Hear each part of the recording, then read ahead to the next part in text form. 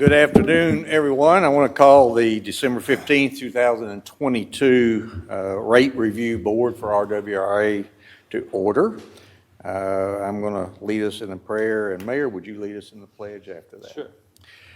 Our Heavenly Father, we thank you for this day. We thank you for allowing us to live in this wonderful community. We thank you for all of those men and women in armed forces who fought and sometimes gave their lives so that we could enjoy that freedom. And we also want to thank you for all of these fine folks up here who have served this community in the capacity of local government. And I want to thank everyone out in the audience here who serves this community, either as a member of the RWRA staff or as a member of the RWRA board. Without you folks, this community wouldn't be as good as it is. Again, we thank you for this wonderful day, and we ask that you give us courage and wisdom and understanding to do your will. Amen. Amen. I pledge allegiance To the flag of the United States of America and to the republic for which it stands, one nation, under God, indivisible, with liberty and justice for all.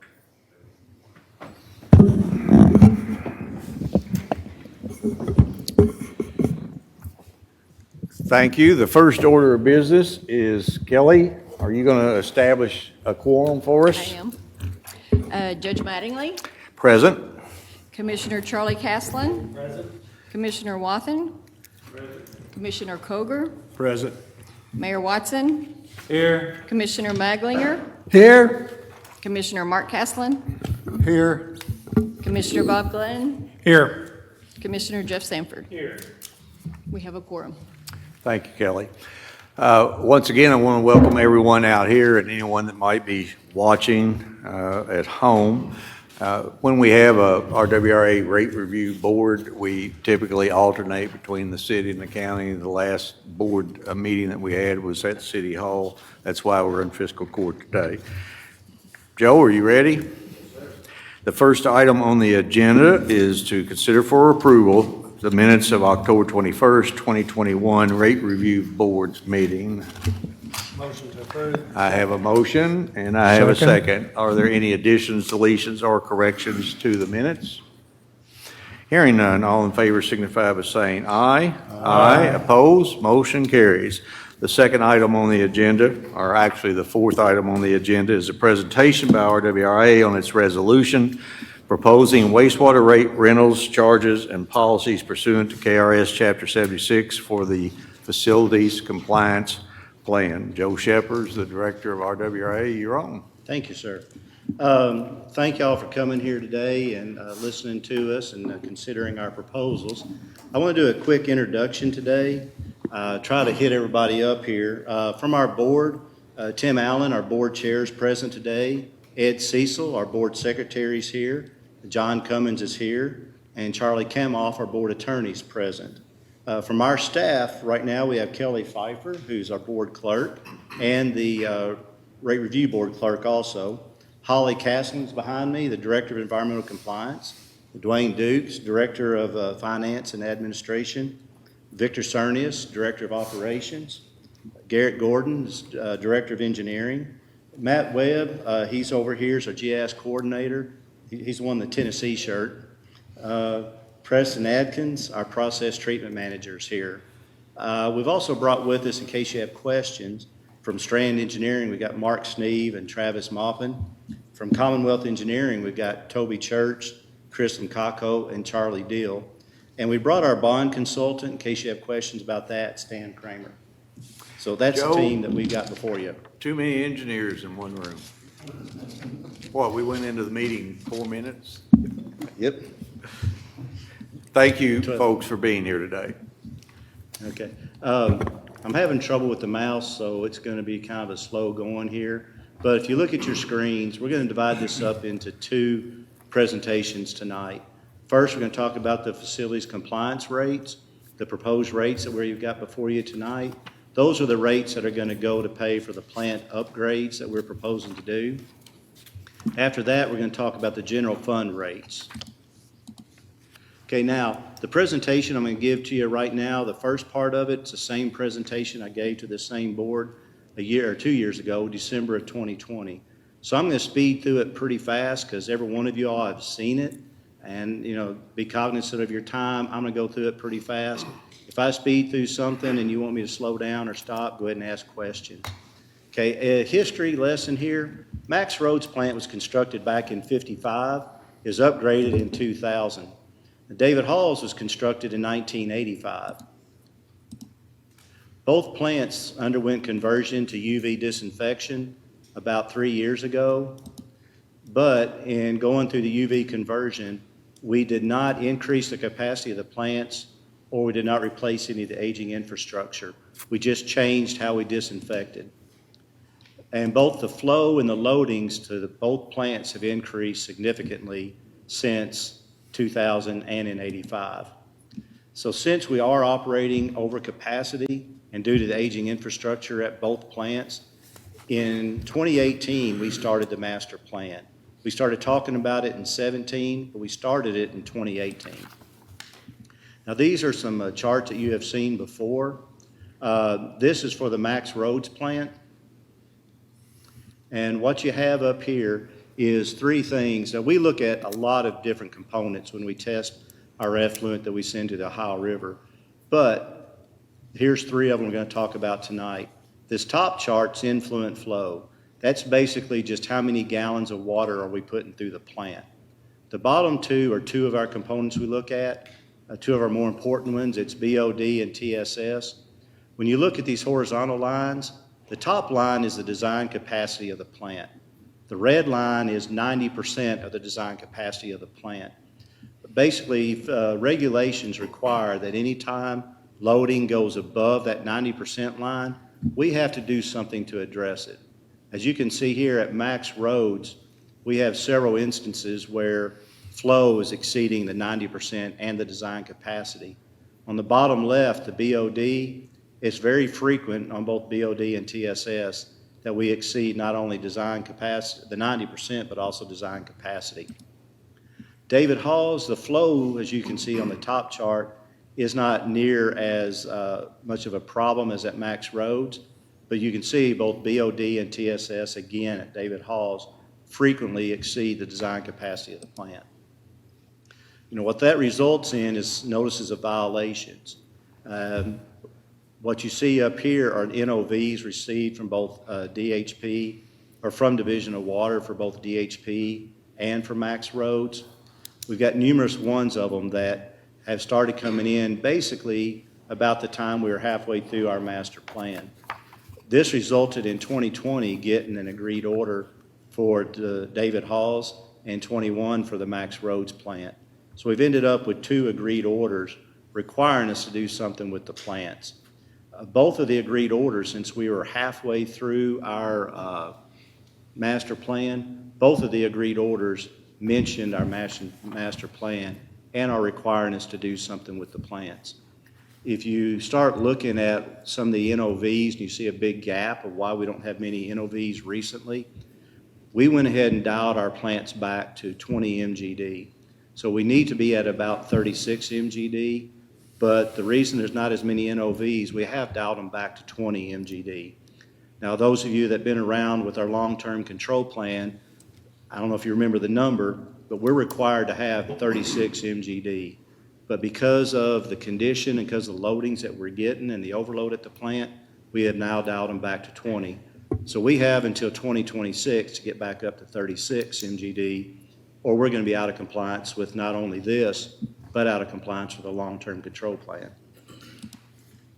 Yes, sir. Every now and then, give us what those acronyms mean so we can kind of keep track of Okay. A, I'm B, sorry. C, D, and F and all that. Sorry, Mayor. That's all right. Yeah, it's million gallons a day.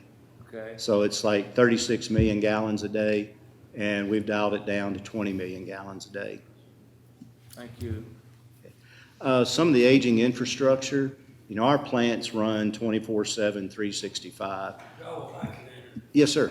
interrupt you, I'm just curious, and I don't want to get too far off track, but I'm curious. If you had the capacity, if you had the volume coming in, how do you dial it back? By the pump stations. Oh, okay. So we just buy we can control how much from the pump stations come into the plants and how much overflow into the river or how much we store into the tunnels. So we dial it back by dialing back our pump stations and slowing them down. Okay. So we've got a lot more capacity in the pump stations to get to the plant than we do that we're sending there. Okay. Thank Were you. you storing it in the pipes at that point? Storing it in the pipe, storing it in the tunnel, or letting it overflow into the Ohio River. Okay. Okay. The aging infrastructure is another issue that we have. You know, one of our plants is 40 years old, or just shy of 40. The other is 23, going on 23 years old. A lot of the plants, and I could show you dozens of pictures, but here's just 3 pictures up here that show how, you know, the bottom picture is one of the sweep arms that just snapped off. The top left is one of the columns that holds up the sweep arms. And of course, you got the piping on our influent structure. So, you know, we could show you dozens of pictures, but you can imagine the caustic environment that we have at both plants and running 24/7, what it does to them. Okay, if you recall on the master plan, we ended up with 8 alternatives on the master plan, plus a do-nothing alternate. We narrowed that down to these 4 alternatives to take it on to final design. And I'm not going to go through them because it doesn't really matter. It's just a matter of letting you know we took 4 of them to preliminary design. They basically vary from we're studying, are we going to build a 3rd plant? Are we going to just upgrade our 2 plants? Where's pretreatment going to end up? And so forth. We did cost evaluations on all 4 alternatives. We also looked at non-monetary factors on all 4 alternatives, ranging from being a good neighbor down to industry friendly.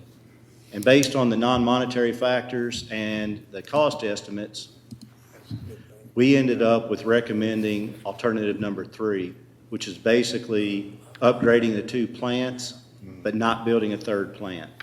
So that's what we took to our conclusion. Now, and I believe 2 years ago, we brought that alternate 3 to you all and said that's where we're going to move forward. Some of the goals that we identified with our master plan, we wanted to bring both plants into compliance with the KPDS permit, which is basically just the permit that allows us to dump into the Ohio River. We wanted to add extra capacity for 20 years' worth of growth. We wanted to prepare for future requirements from the Division of Water, and we wanted to replace some of our aging infrastructure. Now, the 3rd bullet point, if you notice there's a word missing in there, I've always told you prepare for possible future requirements from Division of Water. And something our board doesn't even know yet was just yesterday, we received our draft permit from Division of Water. So I took the word possible out because everything that I said will probably take place, the future requirements, it's in our draft permit. So it's no longer a we may have to, it's now a we got it. So that's where we're at. Okay, again, I won't talk about this long. It's just to show the column that's got current customers in here. That column is, these are the design requirements that came out of the master plan to bring the plants up to compliance with our current customers. And the next column that says growth, that's anticipated growth that we think will take place over the next 20 years. Same thing for the David Hall's plant. You know, we're designing up to the red line, so we're designing up for growth for the next 20 years. Okay, so when we started the master plan and when we were talking to you all, our thoughts were we're starting to see some issues back in 2017.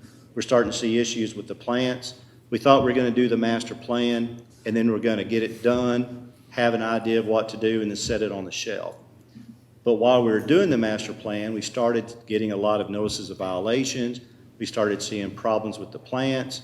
We got the agreed orders from the state. We dialed our plants back.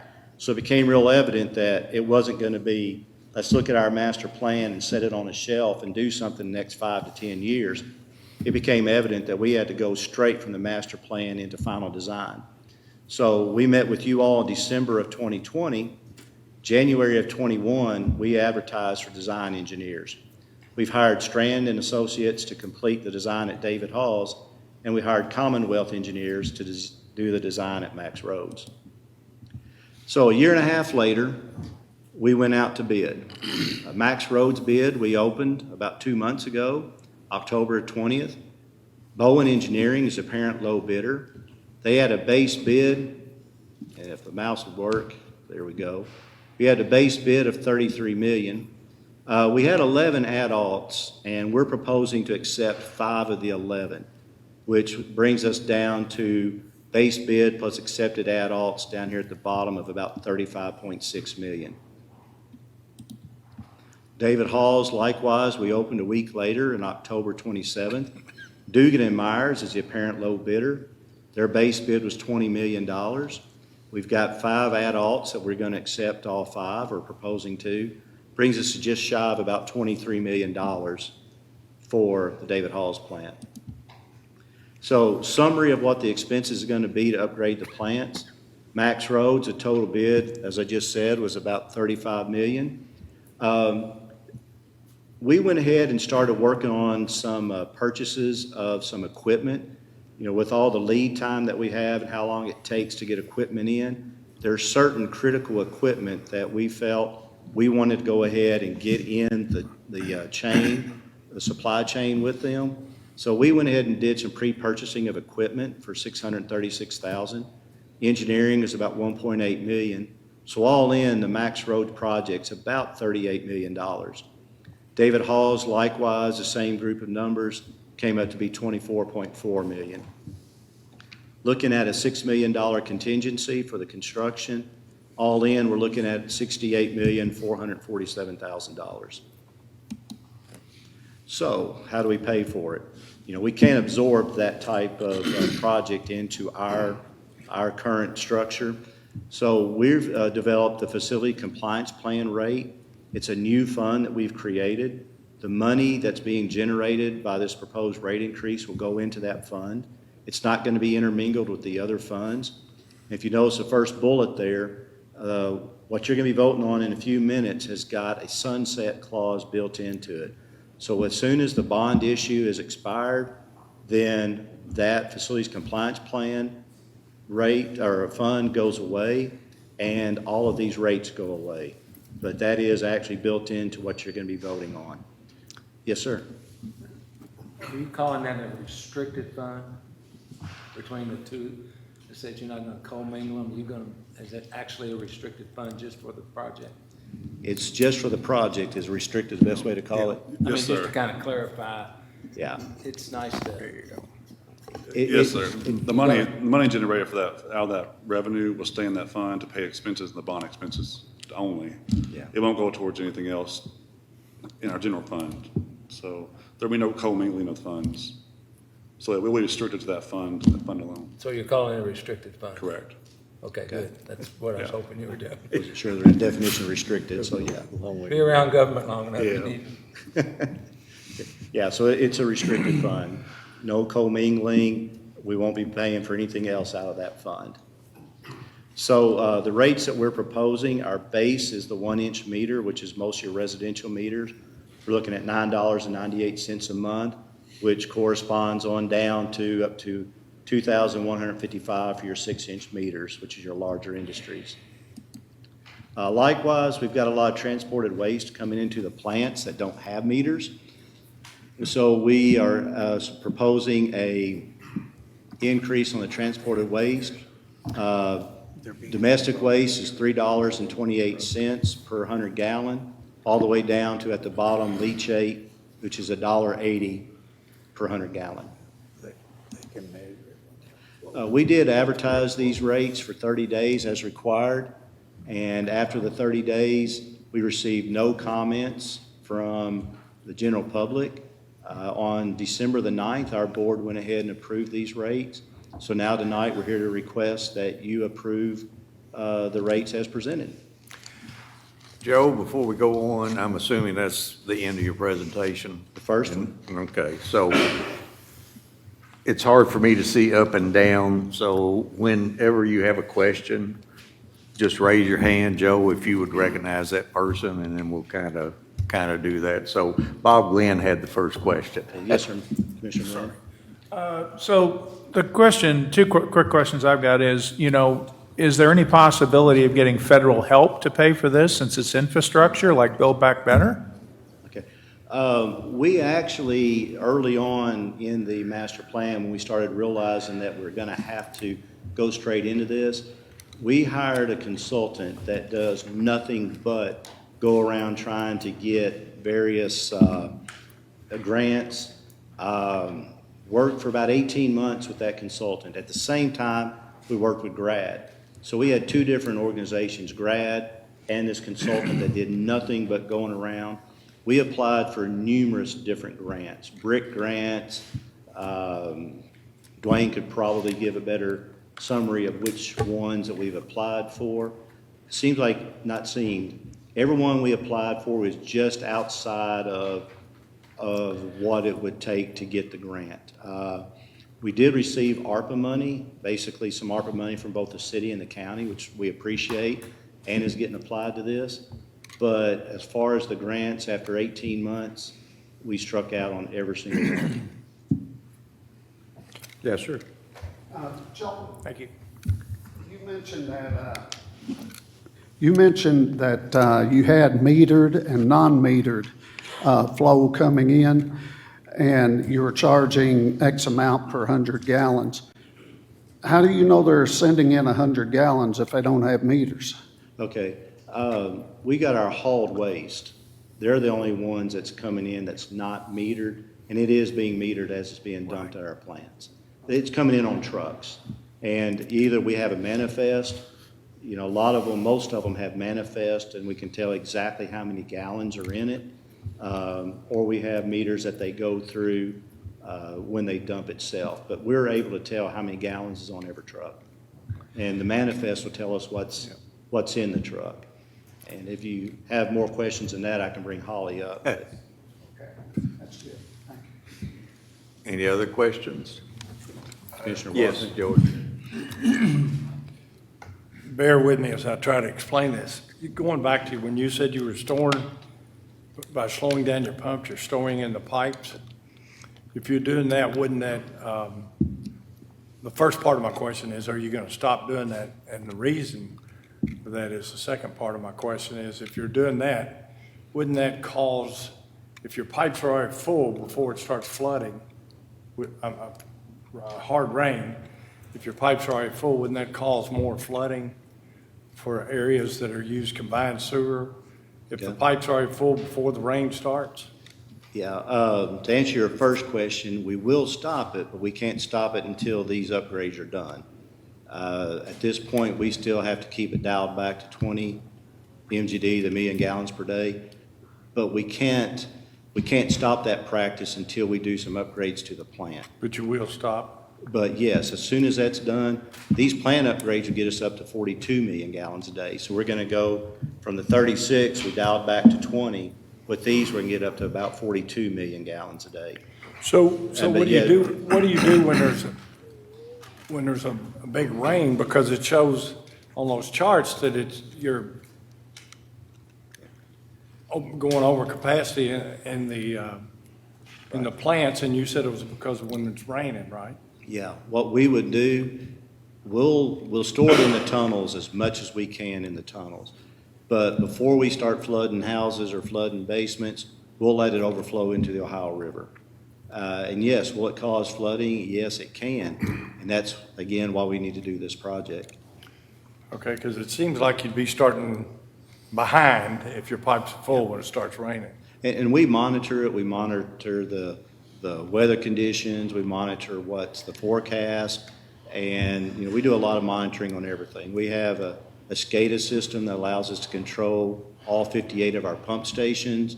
We know what the level is in every one of our tunnels. We can, you know, turn them on, turn them off, and try to keep everything going that way. It's not a good system, and it's not something that we can keep up, which again is why we need to do this project. But with this project, you should solve a lot of that. With this project, we would solve that. We'll never eliminate that. As long as we have a tunnel system, we will never eliminate that. You know, the combined system with the tunnel. But now, instead of being dialed back to 20 million gallons a day, we'll be able to go up to 42 million gallons a day before we have to start shutting down our pump stations. So but again, we're a combined sewer system. We're never gonna eliminate that. It'll be a lot less frequently and a lot less flooding. And just a comment, Joe, all the money that the city has spent since the early 2000s, fast forwarding, separating stormwater from the combined system, has eliminated some need for storage. You don't have to do it quite as often. Yes, all the different basins that we put in over the years, all the pipe structures we put in, it is a lot better than it was back in the early 90s. Commissioner? So if I understood, I don't have a hard copy of Jordan, is my mic on? It's the blue. Yeah, it's on now, okay. So if I understood you right, this is supposed to take us to 2040, our needs up to estimated needs up to 2040. Yes, sir. Okay. And we're already at 120% capacity. Yes, sir. Okay. So, in our notice of violations, the list you gave us, the short list was like 3 or 4, and then the other side looked like I had about 8, maybe. Yeah, 6 or 7, yes, sir. So I guess my question is, once we do this and move forward and we have the plan open, do you look for those notice violations to totally go away, or are they just going to be lessened? The goal is for them to totally go away, because we won't, when we start, we get this project complete, we have until July of '24 to get all the action items completed in the master plan. I'm sorry, in the agreed order. When those are complete, then the notice of violations, we should not be receiving them. And I won't say we'll never get another one, because stuff always happens. We could get a slug load from one of the plants. We could have electrical failure. We could have equipment failure. I'll never say we'll never get one, but they should go away from that frequency. From a capacity standpoint, we shouldn't necessarily From a have. loading or capacity, unless somebody sends us a slug load that we can't handle, the notice of violation should cease. Okay. The only reason I'm asking those questions is I don't want us to approve this, only to find out that in 5 years, we should have done something more. So, We're confident in what the work our engineers have done, and that's why we selected them. So, okay, all right. Got a question? Okay. Joe, you talked about the rate increase on the various sizes of the water meters. A lot of the residential areas, they have their own sprinkler system. Would that only be charged at the time they're using that water for the sprinkler system, or all year long? you talk about sprinkler systems that have separate water meters? Yes, sir. Dwayne, I'll let you handle that, because that's not one. Yeah. Honestly, Commissioner, I don't know the answer to that question off the top of my head. Joe, I would assume that they would be Meter. exempt, just like a sprinkler system on a yard. Yes. Yeah. There's a form you fill out, that's not sent in to you guys, that's wastewater or wasted. So, so there is no sewer charge on that. Yeah, I mean, that's why you have the second, meter to get exemption from it. So yes, the judge is right, there wouldn't be any on that. Same way with a swimming pool. Yeah, you have Borrow your a second- meter the flow, and you can get an exemption. Same thing, if you have a water leak at your house, you fill out a certification that it was a water leak, went into the ground, you're not charged. Thank you. Any other questions? Go ahead. Joe, I'm sure you have, if we had a big water user like, I'll just say Ragoose, everybody knows what it is, that's been assumed to, in case somebody comes in and wants to do something like that, we would have the capacity to handle another large. Our largest user we have currently sends us about 1 million gallons a day. What we're building in is an extra capacity for 1 million gallons a day at each plant, plus a little bit of reserve. Okay. So we can take up to our biggest user, we could put one more of those at each place. Okay. Thank you. Any other questions? Yes, sir? Joe, the question I have is an anecdotal one. It may not even have anything to do with this proposal, but when you drive by the bypass, particularly during the summer months, we get a lovely odor of sewage. Will this project address that in any way or mitigate it in any way, or is it just apples and oranges? No, sir. What you're doing around the bypass is probably Horse Fork. It's a pump station. No, sir. This is only our 2 plants. Okay, all right, thanks. Yes, sir. So if we didn't do this project, it sounds like we probably couldn't bring in another big customer. You're exactly right. If we don't do this project, we're quickly coming down to the point where if a developer came in and said, I've got 300 homes, what pipe do I tie into? We're down to the point where we telling them, build septic tanks. Or if we got another industry that came into town, we're not there yet, but we're getting close to the point of telling an industry, you're gonna have to find another county because we can't take it. I think also the answer to that is if we don't do this, we lose control of what goes on with our wastewater because EPA and the Division of Water will come in and they will tell us what we will do. And what they're going to tell us is a whole lot worse than what he's about to ask us. Any other questions? So Joe, we have a presentation and 3 things to consider for approval.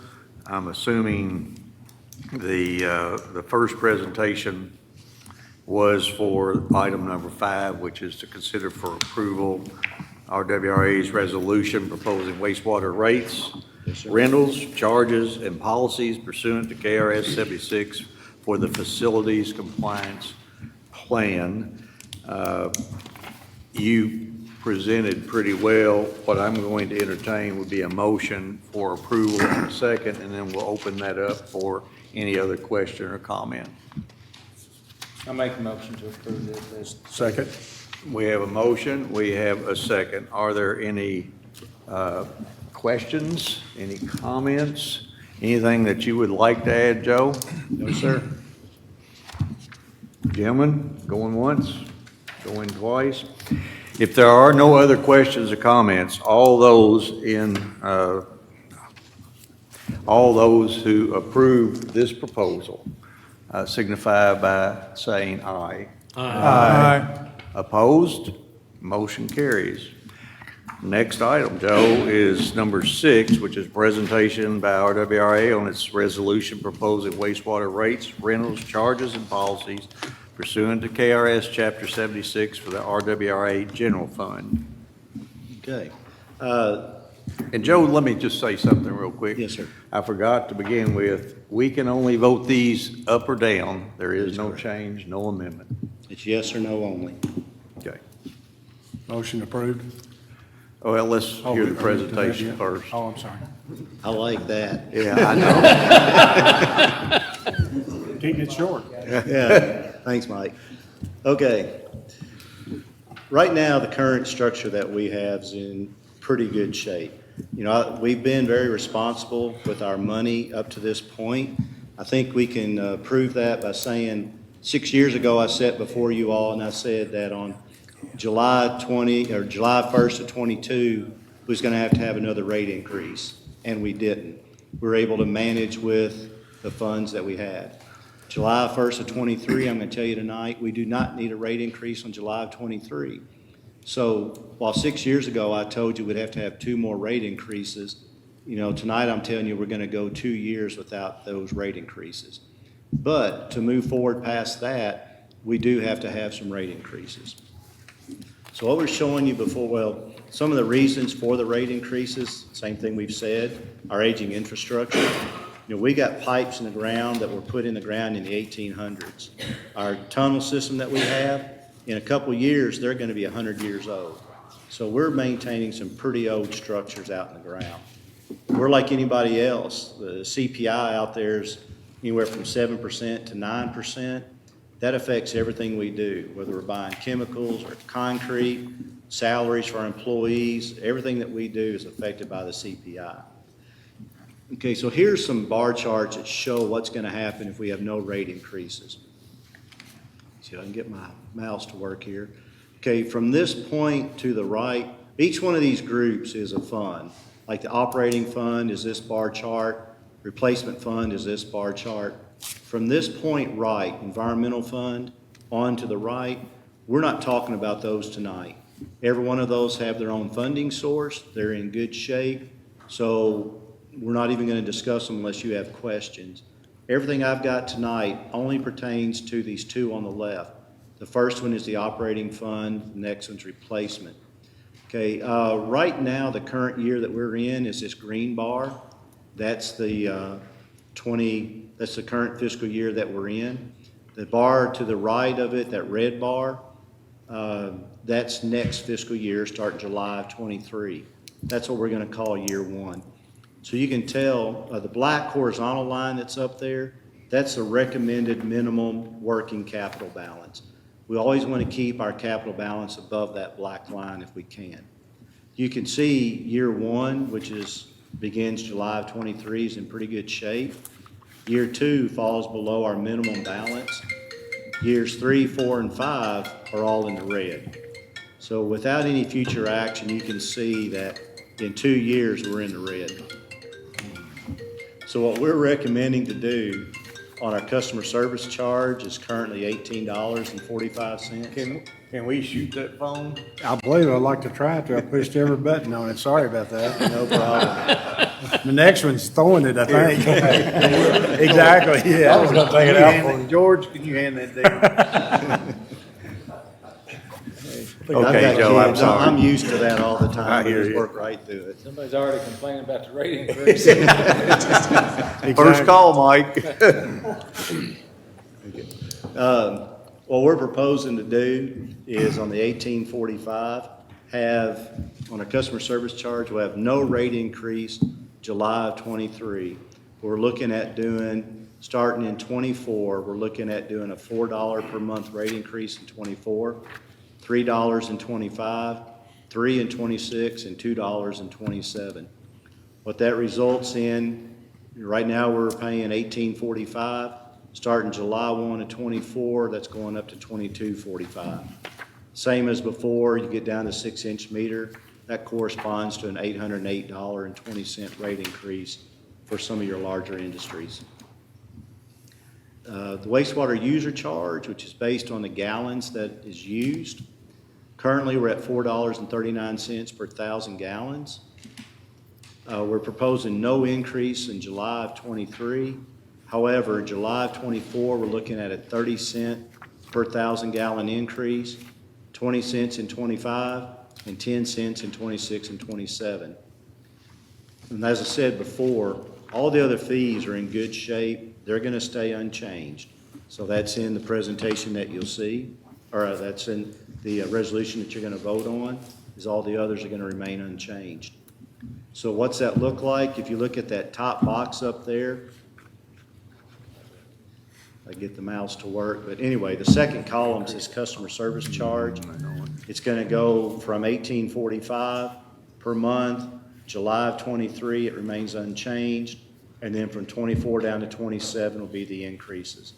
The third column is the wastewater user charge. Again, it's at $4.39 per 1,000 gallons. No change in 23, but from 24 on down, we have the changes proposed. The three columns on the right, no changes are being proposed. Jordan, can you increase the font size on these screens, or are we stuck with this? I don't have actually any control of your screen, so. Oh, is that this bunch of? Can you blow it up anymore? You might not be able to. Okay, that's all right, Mayor, we'll just have to hunch over it. You can spin around and look. Go ahead, Joe. Okay. So you remember the bar chart we had a few minutes ago? If these are passed, again, only looking at the two groups on the left, you can see on the operating fund, In years 3, 4, and 5, we're still not above the minimum recommended balance, but you'll see we're now in the red. We start combining the two funds together, the operating and replacement, we feel we're in good shape with this. It's not the ideal. It's not something that you would go out there and say, this is what we would want, because our recommended minimum balance is still, we're below our recommended minimum balance. But we feel this is something we can work with. It is a good balance between what we'd be charging our customers versus what we're going to be doing in-house. Not sure if you can read these numbers. It's basically a summary of what's going to happen with both rate increases. It shows up pretty good on the screen, but the current fee right now, our average usage for all of our customers is 3,590 gallons per month. Our current fee for that is $44.69. We adding in both what you just approved, the facilities compliance plan, plus our proposals. By the time we get out to 2027, we're looking at going up to $69.18 as our average bill.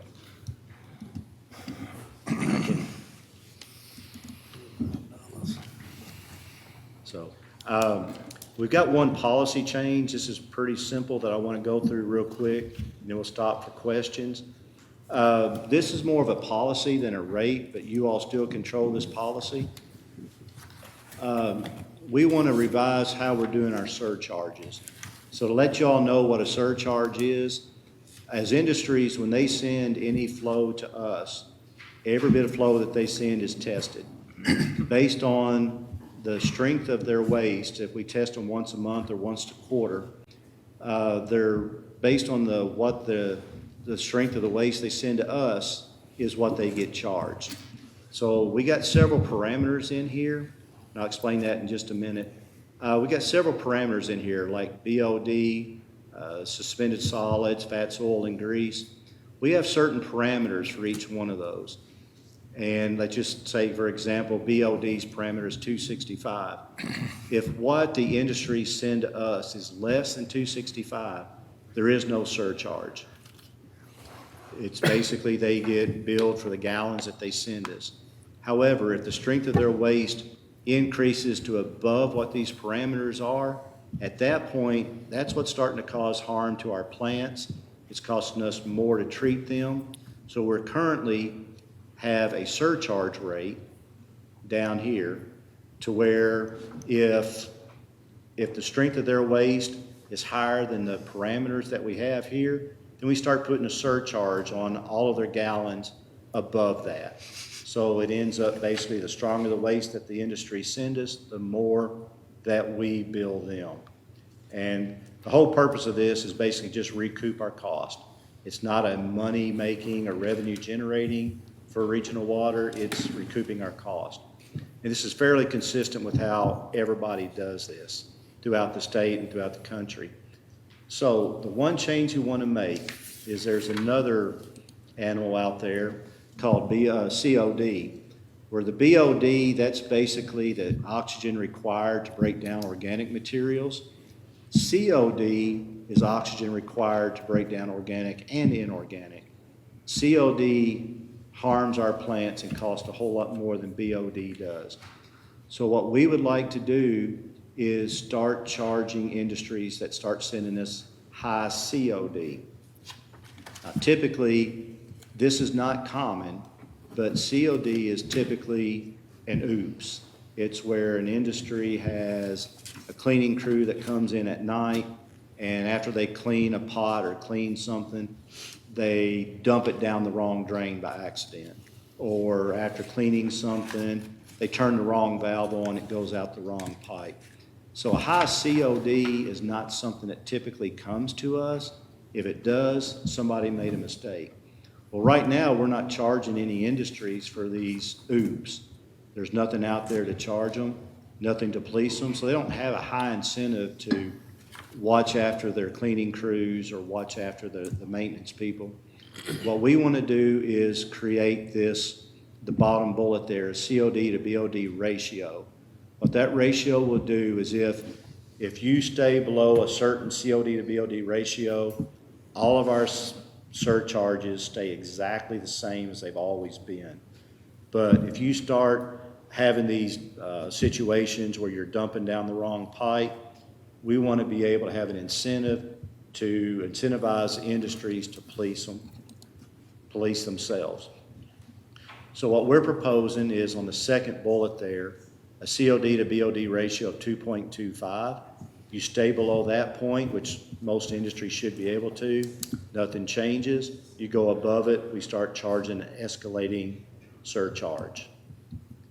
Now, to show you this really isn't revenue generating, we went back over the last 2.5 years, and the average, the last 2.5 years, we've been getting about $1,313,000 on our surcharge. With this new surcharge, if it would have been in place, it would have gone up from $1,313,000 to $1,377,000.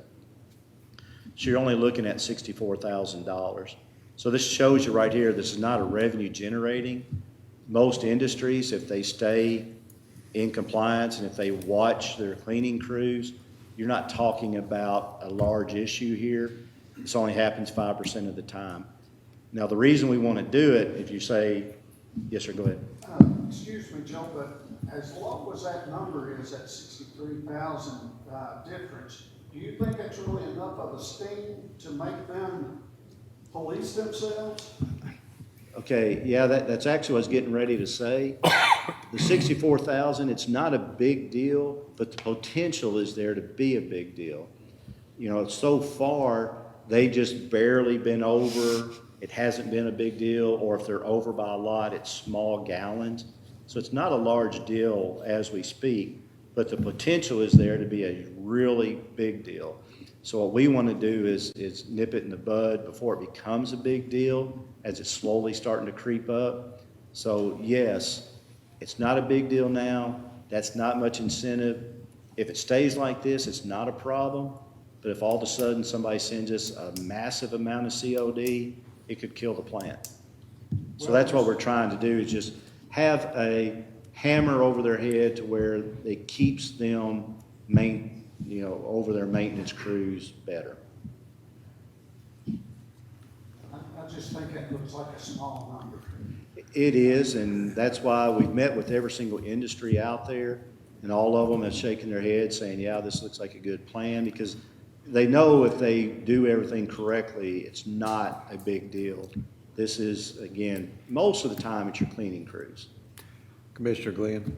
Yeah, my quick question is, in tandem with what Commissioner Castle is saying, do they have are we concerned with litigation? Like, could they file a lawsuit and say this is unfair? We didn't mean to do this. Is there any legal pathway for them to bar you from these increases? I'd have to turn to either Claude or Charlie on that one, sir. Yeah, I just couldn't get through without having Claude talk. I'm gonna, Got to have Claude talk at some point. I'm going to make an assumption before Claude gets into it, that you go off, yes, that's correct. You can always sue for anything, like too many engineers in the room. I'm going to assume that before you accept an industrial customer, you go over all of these things that you're talking to us now. They probably would sign some sort of an agreement, contract. Your rates would be spelled out. Your BOD, COD ratio would be spelled out, and the penalty would be spelled out. That's exactly correct. While we've got a permit with the state to dump into the Ohio River, every single one of the industries has a permit to send to us. If they don't have it, if they don't sign the permit, they can't send to us. Well, I lost my train of thought when I said the word engineer. That's not unusual. And this is industrial. I don't want folks out there thinking that this has to do with residential or restaurants or those kinds of things. It's only 21, I believe. It's only something. It's it's roughly the lower 20s. Okay. Any other questions? Basically, we received no comment from the public, same as the other. We advertised for 30 days. We've got no comment. Our board approved this on December 9th, so we're requesting that you all entertain the motion to approve these rates and policy changes.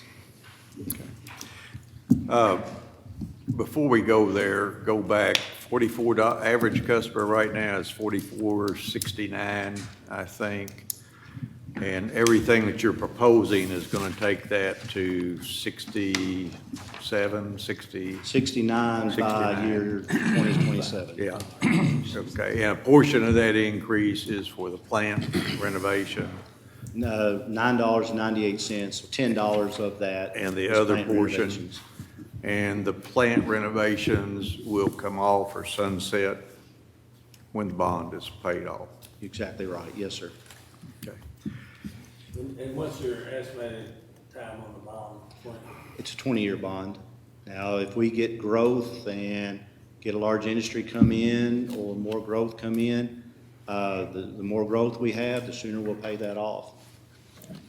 You know, one large industry could cut it down significantly. So what you're asking us is to approve the RWRA's resolution. I've got to make sure I get the right one. Proposing wastewater rates, rentals, charges, policies pursuant to KRS Chapter 76 for the RWRA General Fund. Yes, sir. Do I hear a motion? Motion approved. Do I hear a second? Second. We have a motion and second. Any questions or comments? I do. Yes, sir. So this particular vote we're about to take, this resolution is for the general fund? Yes, sir. Everything, okay, so. This is where you buy those new shiny trucks, right? Well, in order to make this work, they'll be cut back tremendously, but yes. I might say, Joe, I appreciate at the very beginning, there was going to be a quicker increase, and when you threw them all together at the very beginning, it was going to really escalate the cost. This is, while no one wants to pay more money, it makes it more palatable for folks to do it over a longer period of time. So I appreciate RWRA listening to the concerns of the elected officials. If there are no other questions or comments, all those in favor signify by saying aye. Aye. Opposed? Motion carries. Next item, presentation by RWRA on its resolution authorizing Owensboro Davis County Regional Water Resource Agency to issue notes, bonds, and other forms of indebtedness to perform system upgrades referred to as the Facilities Compliance Plan Project. Yes, sir. We cannot take out a loan or a bond of any type of this size without your approval. So this is basically a simple bond, a simple resolution. You see up there, we're requesting $63.8 million. That includes a construction cost and about $1.4 million in contingency. We're estimating that the bond fees and reserves would be about $6.9 million. So we're looking at probably, based on estimates, we'll know more as we get closer to January, a bond of $70.7 million. If you look at what you're voting on, we're requesting permission to get a bond between $71 million to $75 million. Give us a little bit of leeway just in case the bonds come in higher. Anyone have any questions? My only question is with regard to, I know interest rates are going up, and when y'all started this process, I guess what kind of rates does our loan council estimate that we'll be paying? And are your numbers that we just did for the So see, the first one we voted on? Check your microphone. Is that gonna be enough to hit to service these bonds? Yeah, our bond counsel's not here, but our bond consultant is. Okay. I'll let him get up and talk about the rates if Stan doesn't mind. But yes, if we go up to the 75 million, what you have will cover it, yes, sir. If the bonds come in too high, some of those, well, that's why I've not awarded the contracts yet. If bonds come in higher than that, then all those contingencies that are the Alternates. add alternates that we had in there, we start cutting them out and go down to just the base bid if we have to. Stan, I'll let you talk The, about the. hold on, he's gonna get your microphone working. These things time out. We've been burning through batteries faster than RWRA burns through trucks. My name is Stan Kramer. I'm with First Kentucky Securities Corporation. And we're looking at interest rates around 4.25% is currently a total interest rate. Debt service is going to be somewhere in the range of $5.3 to $5.5 million a year. Thank you. Okay. How much of that, the question begs to be asked, so a portion of that pays principal and the rest pays the interest on the bond? Is that correct? How much interest is on this 70? It's about 36 million, Judge. How much? About 36 million. Okay. Any other questions?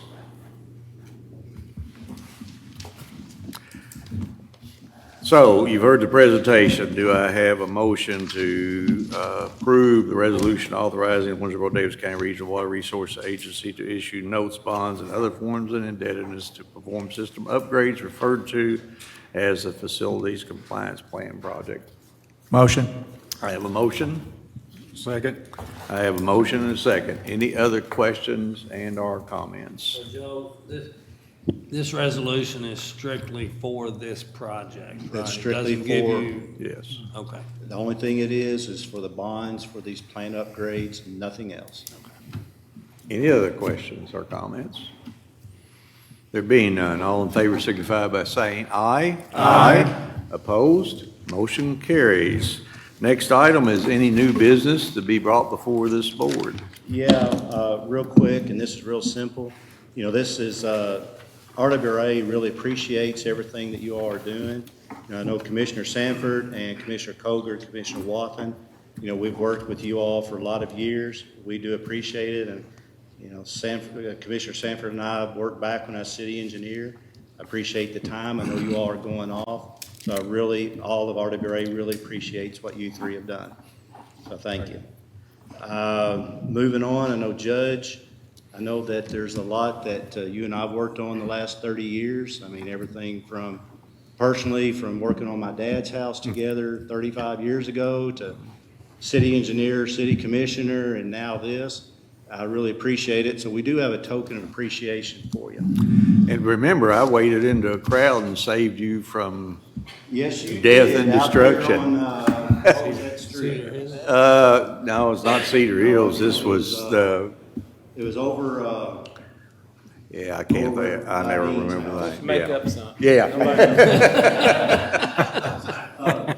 This is appreciation from RWRA to you.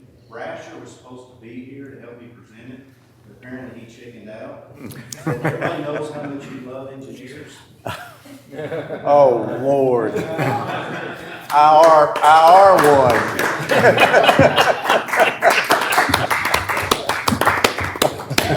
That's pretty cool. Well, thank you, guys. And you know, I've spent a lot of time in Joe's office when he was with the city. I always tried to understand the projects and the things that went on behind it. And I know RWRA sometimes gets a bad name. People think that you ride around in brand new shiny trucks. I even saw somebody say, well, what are we going to get for this price increase? Well, I'm going to tell you what you get. You not only get your wastewater carried off, but you get it carried off in a safe and sanitary manner. And that means there's less illness, less sickness in this community. You protect and safeguard your drinking water. So it's, there are a lot of things that go on behind the scenes that those who want to stand and just snipe at you on Facebook really don't understand. So RWRA, I think, is one of a great number of agencies in this community that's run very well. So thank you guys for what you do. Anything else? There's nothing else to be brought before this rate review board without exception. We're adjourned.